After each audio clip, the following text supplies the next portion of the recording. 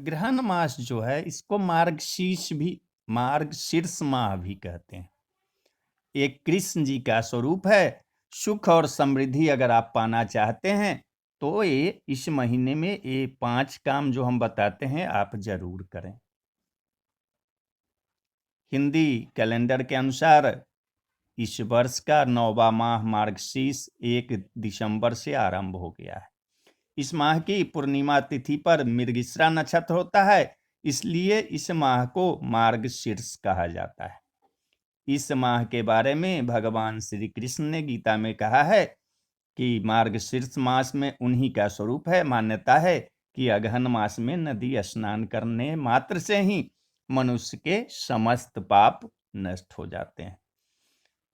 भगवान कृष्ण का कहा हुआ पुराणों में लिखा हुआ है कि एक बार कृष्ण जी ने गोपी से कहा था कि मार्गशीर्ष मास में यमुना में स्नान करने से व्यक्ति उनको प्राप्त कर सकता है।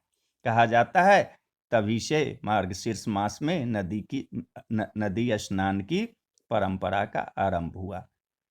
आइए बताते हैं कि इस माह में भगवान श्री कृष्ण के पूजन और गायत्री मंत्र का जाप करना बहुत ही शुभ माना जाता है। आइए बताते हैं कि अग्रहण मास में, इसको मार्गशीर्ष मास भी कहा जाता है, इसमें कौन कौन से 5 काम हमें करना चाहिए।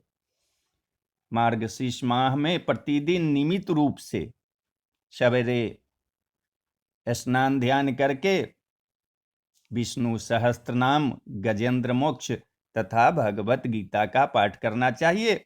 धार्मिक मान्यताओं के अनुसार इससे मनुष्य की हर मनोकामनाओं की पूर्ति हो सकती है, साथ ही सारे पाप कर्मों का नाश हो जाता है।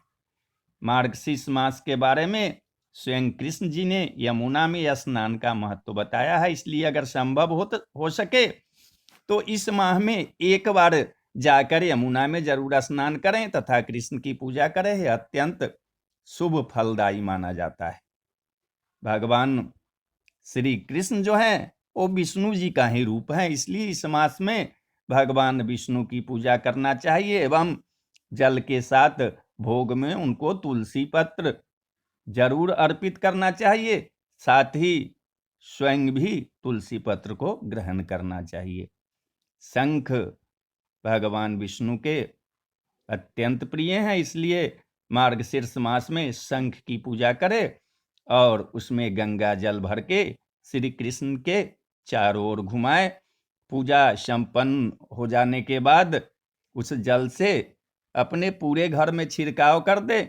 इससे घर में सुख शांति का वास होता है, परिवार में सुख शांति बनी रहती है। मार्गशीर्ष के माह में भगवान श्री कृष्ण की पूजा के साथ ओम दामोदराय नमः, ओम नमो भगवते वासुदेवाय का जाप करना चाहिए। साथ ही अपने गुरु को प्रणाम करना चाहिए, अपने से बड़े जनों को प्रणाम करना चाहिए। इतना करने से और इस जाप करने से आपके कार्य में आने वाली सभी अड़चनें दूर होती है एवं कार्य में आपको सफलता मिलेगी। तो बोलिए जय श्री कृष्ण।